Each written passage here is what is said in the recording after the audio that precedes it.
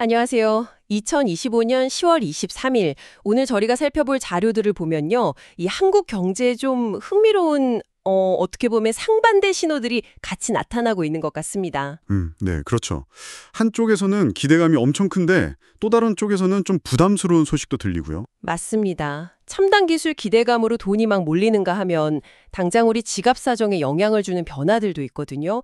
증시부터 부동산까지 이 상반된 흐름 속에서 한번 우리에게 중요한 의미를 찾아보겠습니다. 네, 좋습니다. 자, 그럼 먼저 증시부터 볼까요? 9월 이후로 외국인 투자자들 움직임이 예사롭지 않아요. 네, 그 규모가 상당했죠. 네, 무려 13조 원이 넘는 돈이 한국 시장으로 들어왔다고 하는데 이게 특히 삼성전자, SK하이닉스, 이 반도체 대형주 쪽으로 확 쏠리는 모습이거든요. 연초랑 비교하면 주가도 꽤 올랐고요. 이런 쏠림 현상, 이거 어떻게 봐야 할까요? 네, 이게 재미있는 게요. 단순히 개별 기업이 잘해서라기보다는 그 반도체 전체 업황이 좋아질 거다. 특히 AI 기술이 더 커질 거다. 이런 아주 강력한 기대감이 반영된 거라고 봐야 합니다. 아, AI 기대감이군요. 네, 특히 HBM이라고 고대역폭 메모리 있잖아요. 이게 AI 연산에 꼭 필요한 건데 이 기술이 부각되니까 외국인들이 여기에 집중적으로 베팅을 하고 있는 거죠. 그렇군요. 이런 자금 흐름이 만약 연말까지 쭉 이어진다, 그러면 증시 전체의 가치가 재평가될 수도 있어요. 소위 리레이팅이라고 하죠. 시장의 기업 가치를 예전보다 더 높게 쳐주는 거요. 아, 리레이팅 가능성까지. 네, 그럴 가능성도 있습니다. 물론 근데 이런 주도주를 못 담은 펀드들은 좀 상대적으로 성과가 안 좋겠죠. 네, 그렇겠네요. 이렇게 시장 전체의 기대감은 큰데 또 개별 기업을 보면 다른 이야기도 있더라고요. LG화학사래요. 네. 그 행동주의 펀드 이야기죠. 네, 영국의 펠리서 캐피탈이라는 곳이 지분 보유를 공개하면서 뭐 자사주를 사들여라 아니면 LG에너지 솔루션 지분 일부를 팔아라 이런 구체적인 요구를 했더라고요. 발표 나자마자 주가도 바로 반응했고요. 그렇습니다. 그 행동주의 펀드. 그러니까 지분을 확보한 다음에 경영 방식 바꾸라고 요구해서 기업 가치나 주가 올리려는 그런 펀드들 말인데요. 네네. 이들의 주장은 사실 간단합니다. LG화학이 가진 자산에 비해서 지금 가치가 너무 낮다. 즉, 저평가되어 있다 이거죠. 너무 싸다. 네, 그러니까 지배구조를 좀 개선해서 이걸 제대로 평가받게 만들어라. 이런 요구인 겁니다. 이걸 좀 더 넓게 보면요. 기업 가치를 어떻게 평가하는지 또 그 기업의 지배구조 문제가 실제 주가에 얼마나 직접적으로 영향을 주는지 이걸 아주 잘 보여주는 사례라고 할 수 있어요. 단순히 LG화학만의 문제는 아니겠네요. 그렇죠. 어쩌면 당신이 투자한 다른 기업에도 적용될 수 있는 그런 질문을 던지고 있는 셈입니다. 그렇군요. 자, 그럼 이번엔 기술 분야로 한번 넘어가 볼까요? 드디어 삼성전자의 갤럭시 XR이 나왔습니다. 드디어 나왔군요. 네, 한국이랑 미국에 동시 출시됐는데 가격이 269만 원으로 책정됐어요. 269만 원이요? 꽤 높은데요? 네, 그렇죠. 뭐 안드로이드 XR 운영 체제에 제미나이 AI 기반의 멀티모달, 그러니까 음성이나 시선, 손동작 같은 걸로 소통하는 거요. 그리고 4K급 디스플레이까지 최신 기술은 뭐 다 들어간 것 같아요. XR 기기는 확실히 잠재력이 크다고 봐요. 우리가 쇼핑하는 방식이나 콘텐츠를 소비하는 경험 자체를 바꿀 수 있거든요. 예를 들면 어떤 게 있을까요? 가상 피팅룸에서 옷을 미리 입어본다든지 아니면 제품을 3D로 막 돌려보면서 살펴본다든지 이런 XR 쇼핑 실험들이 더 많아질 수 있겠죠. 또 콘서트나 스포츠 경기를 XR 라이브로 집에서 생생하게 즐기는 것도 가능해질 거고요. 와, 진짜 영화 같은데요. 네, 그런데 아까 말씀하신 가격 269만 원. 이 가격표가 과연 대중화의 문턱을 넘게 해줄지 아니면 좀 걸림돌이 될지는 이건 좀 지켜봐야 할 것 같습니다. 그렇죠. 새로운 경험에 대한 기대는 큰데 현실적인 비용 문제가 딱 부딪히는 거네요. 맞습니다.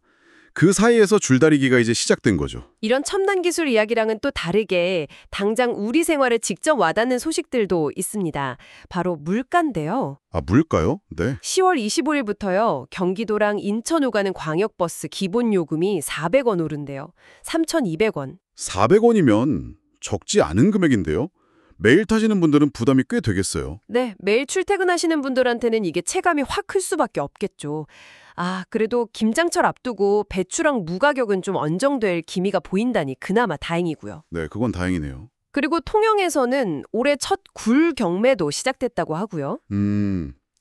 이런 생활 물가 변동은 바로 소비 심리에 영향을 주죠. 교통비 오르면 당장 쓸 수 있는 돈이 줄어드는 효과가 있고요. 식재료 가격은 장바구니 물가와 그 무게감을 다르게 느끼게 만들죠. 그렇죠. 이런 상황에서 한국은행은 기준금리를 또 동결했습니다. 연 2.50%로요. 네, 계속 동결이네요. 네, 원화 가치나 집값 같은 여러 요인을 고려한 결정이겠지만 금리가 계속 이렇게 묶여 있으니까 단기적으로 대출 이자 부담이 확 줄어들기는 좀 어려워 보입니다. 그러니까 기술에 대한 기대감은 높은데 또 현실 경제의 무게감도 만만치 않다는 거네요. 바로 그 점입니다. 두 가지가 같이 가고 있는 거죠. 자, 마지막으로 부동산 시장 한번 짚어보겠습니다. 10월 15일에 정부 대책이 발표됐잖아요. 네, 있었죠. 그 이후에 딱 일주일 만에 서울 아파트 매물이 5,400건 넘게 확 줄었다고 합니다. 이게 2년 만에 가장 적은 수준이래요. 매물이 갭감했군요. 네, 그 토지거래 허가구역 지정 같은 규제가 발표되니까 급하게 팔려고 내놨던 매물들이 좀 소화가 되고 또 사려는 사람이나 팔려는 사람이나 다들 일단 좀 지켜보자. 이런 관망세로 돌아선 영향이 커 보입니다. 일단 멈춤 상태군요. 그렇죠. 단기적으로는 거래가 줄고 매물이 이렇게 잠기는 현상이 나타날 수밖에 없어요.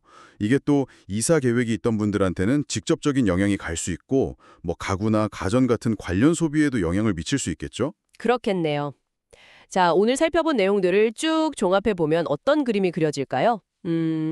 외국인 자금은 반도체, AI 같은 미래 기술에 대한 기대로 몰려와서 증시를 끌어올리고 있고 네, 한쪽은 뜨겁죠. 네, 또 개별 기업 차원에서는 가치를 제대로 평가해달라는 요구가 커지고 있고요. 동시에 XR 같은 새로운 기기가 나와서 생활의 변화를 예고하는데 당장 버스 요금 오르는 것처럼 현실적인 비용 부담도 커지고 있습니다. 네, 그게 또 다른 한 축이고요. 그렇죠. 그리고 금리는 계속 동결 상태고 부동산 시장은 규제 영향으로 일단 좀 숨 고르기에 들어간 모습이고요. 맞습니다. 정리를 잘 해주셨는데요. 그러니까 첨단 기술에 대한 아주 뜨거운 기대감, 그리고 동시에 일상생활에서의 물가 압박, 이 상반된 힘이 지금 같이 존재하고 있는 시장인 거죠. 네. 여기에 또 기업 지배구조 개선 요구라던가 정부 정책이라는 변수까지 더해져서 이게 투자든 소비든 어느 한 방향으로만 딱 생각하기는 어려운 꽤 복합적인 상황이라고 봐야 합니다. 복합적이다. 네. 이 여러 요소들이 서로 어떻게 영향을 주고받으면서 결국 당신의 경제 생활에 어떻게 파고들지 이걸 좀 큰 그림에서 이해하는 게 중요해 보입니다. 네. 오늘 저희가 함께 살펴본 이 다양한 경제 신호들, 그러니까 미래 기술에 대한 기대감, 또 현실적인 비용 부담 증가, 기업 가치를 둘러싼 논쟁, 정책 변화 같은 것들 속에서요.